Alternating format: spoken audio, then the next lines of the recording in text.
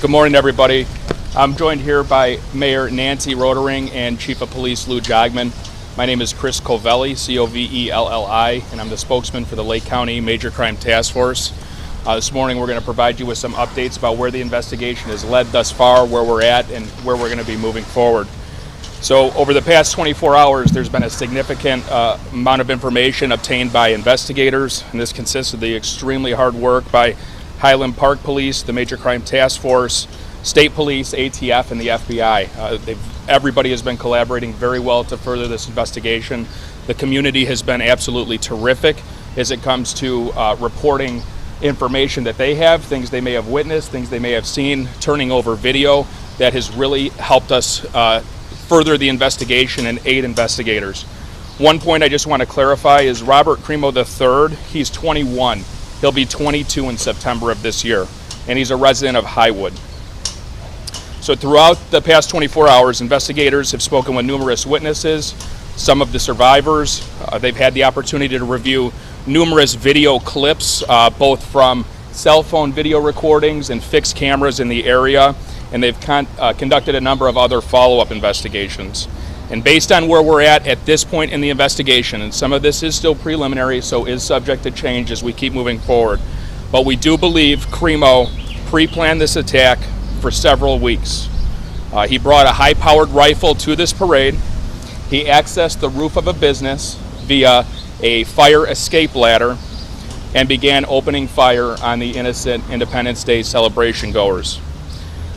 The rifle was purchased in Illinois, and the information we have thus far is that it appears to have been purchased legally by Crimo.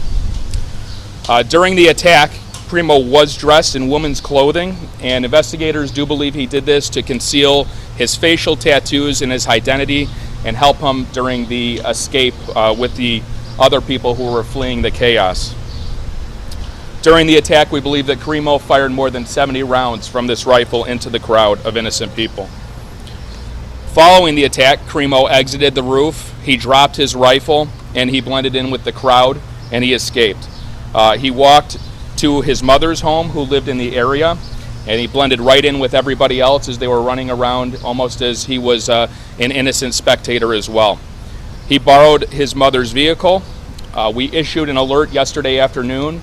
Chief Jogman provided the vehicle information and Crimo's information. We're very thankful that an alert member of the community saw Crimo's vehicle traveling southbound on Route 41, dialed 911. An alert North Chicago police officer spotted the vehicle, waited for additional backup units to arrive, conducted a traffic stop, and they were able to safely apprehend Crimo with no injuries to the officers. Inside the vehicle, there was a second rifle located. Indications is that was purchased by Crimo as well. Thus far, over 30 people were injured during the attack, and this does not include the 6 who lost their lives. Right now, Crimo remains in custody at this time. There are no indications that there was anybody else involved in this attack. By all indications, it appears Crimo was acting by himself. The Lake County State's Attorney's Office has been with us from the ground level. They're with us this morning. They were with us through the night. We continue to review the information. Investigators are still developing leads and very critical information. Once we're at a point where we're ready to review all of that information for charges, we will sit down with the state's attorney and review for criminal charges. I'm going to turn this over to the mayor, and then I'll be back up to answer questions. Mayor, thank you. Thank you. Today is a day of grieving together, a day to pause, a day to remember those who left us, those who were injured, and for strength for our community. Several vigil and prayer services are taking place today, both inside and beyond Highland Park. They are as follows.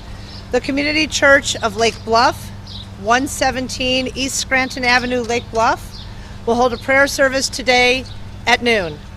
The service will include prayer and music at Christ Church on the corner of Route 60 and Waukegan Avenue in Lake Forest. Trinity Grace Church and Christ Church has organized a community prayer gathering at 3 p.m. at Trinity Grace Church, 1506 Half Day Road, Highland Park. Everyone is welcome. Highland Park Presbyterian Church, Trinity Episcopal, and other area faith leaders will hold an ecumenical community prayer vigil today at 7 p.m. at the Highland Park Presbyterian Church, 330 Laurel Avenue, Highland Park. All are welcome. Today, Highland Park High School, located at 433 Vine Avenue, in conjunction with community partners, is hosting crisis counseling until 2 p.m. and is open to everyone. No appointments are necessary. Additionally, a family assistance center will open tomorrow, July 6th at noon, to provide support services and crisis assistance to those who were directly impacted at the parade. The location and hours of operations are pending. We'll get that information to the community as soon as we have it. Please go to the city website for more information. The Highland Park Police Department, the American Red Cross, and the FBI Victim Services Response Team are assisting with additional partners. The teams will engage with victims and families to assess their immediate needs and provide crisis intervention and other forms of emergency assistance. Anyone who is a victim of the incident and is in need of support can call 800-CALL-FBI.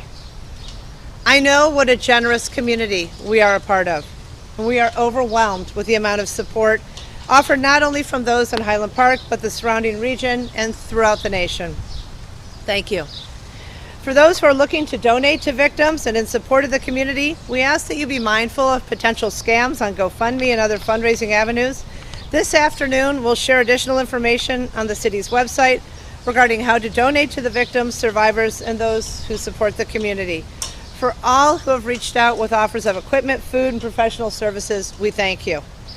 Thank you all for coming out today. I'll now turn the mic back to Deputy Chief Covelli. Thanks, Mayor.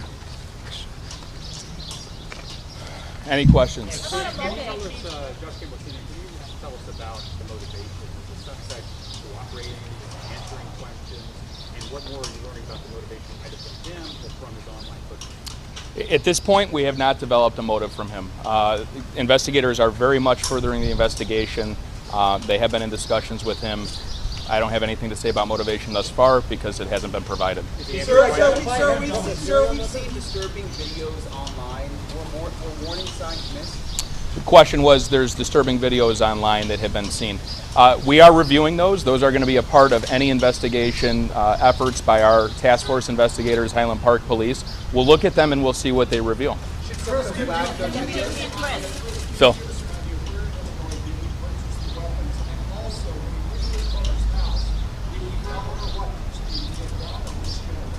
The question was, where did he purchase the weapons, and did he tell his mother what he had done? He purchased the weapons locally, within the region, so the Chicagoland area. When he went to his mother's, we have no indication that he provided any information to her.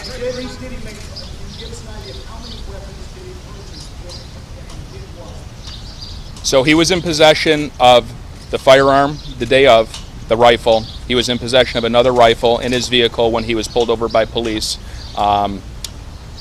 He also had other firearms that were recovered from a residence that he was living in Highwood. They were in his name. They were legally purchased. His level of disguise, right? So how did you guys identify him at this point? I mean, clearly there was a lot of planning. Do you have an idea of when he placed himself on the roof? Like, is there a timeline? So we are working on the timeline, and we don't want to come out with inaccurate information on timing. One of the asks that we have is members of the community, if you have any video of this individual that is walking toward the parade, at the parade, potentially on the roof or exiting, to please call 1-800-CALL-FBI. As far as the disguise went, he wore that in an attempt to conceal himself. Do you have pictures of that you can offer? I mean, what he looked like? Potentially, I'll look into that and I'll have to get back to you. How did you identify him? Considering the extensive digital trail, the disturbing videos you have garnered, was he known to law enforcement beforehand, and if not, why not? I can't get into that right now. There have been some law enforcement contacts, nothing of a violent nature. I can't get into the specifics of the context of that. How many rifles? Our colleagues at NBC Cities are reporting that he used multiple weapons. Can you give us any details as to the weapons and how many he may have been in possession of? At this time, I know of the 2 rifles, and I know that there were potentially pistols that he had owned as well. Sir.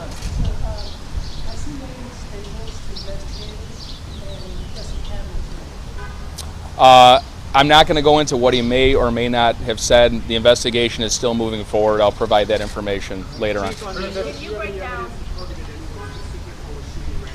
Shooting appears to be completely random. Is it possible he chose the community because of the high population of Jewish people? I know people are concerned that it was an anti-Semitic attack. We have no information to suggest at this point it was racially motivated by religion, or any other protected status. And a follow-up about the gun purchase that I believe still in place is an assault rifle ban in Highland Park. Is that correct? Yeah, I don't have information on that right now, but we will get back to you on specifics of that. All the videos of Crimo prior to this, did anyone ever call Highland Park police or tip off authorities that these were online? No, we were not made aware of these videos.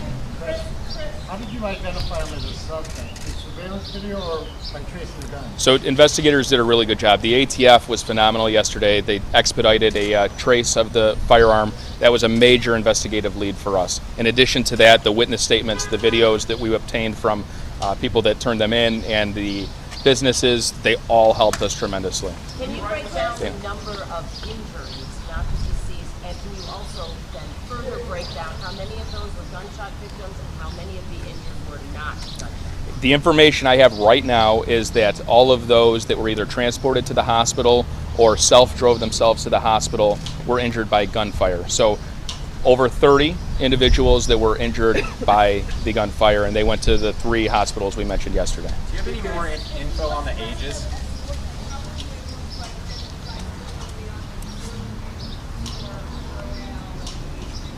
He was identified by a number of, there were police officers that were able to recognize his photo once it was revealed, and that helped tremendously. Can you help us to understand, you said you know he was dressed as a woman during the shooting. Is that based on photographic evidence or what eyewitnesses have said? And also, can you tell us what type of weapon was used? So it was a high-powered rifle that was used. It was shot high-velocity rounds. Was it AR-15? It could be similar to an AR-15. It was similar to an AR-15. As far as identifying him with the woman's clothes, he was seen on video camera in the woman's clothes. Video camera played a tremendous role in how we were able to identify him, both leaving initially and as he left.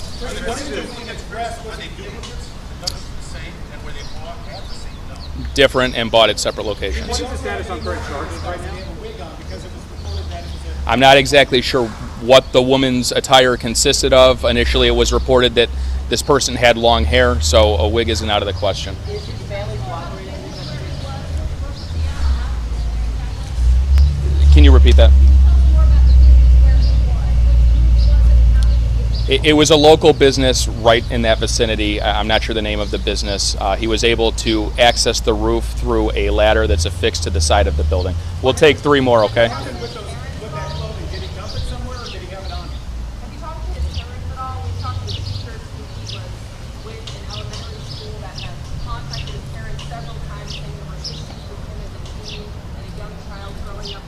Sure. And one of the things that is important to remember here is the diligence and investigation. We're going to reach out to everybody we possibly can that has information, firsthand information about him, whether that's family members, teachers, friends, whoever it is that has information. But it does take time. It takes time to gather who may know him, who knew him in the past, teachers. That is something that task force investigators are working on. They've interviewed a number of people thus far, but please keep in mind we're 24 hours in. There's a lot of work to be done here. We're not done. I don't want to get into levels of cooperation. No indication the weapons were modified. Okay, one more. Have any children passed away? No children have passed away. We'll take your last one.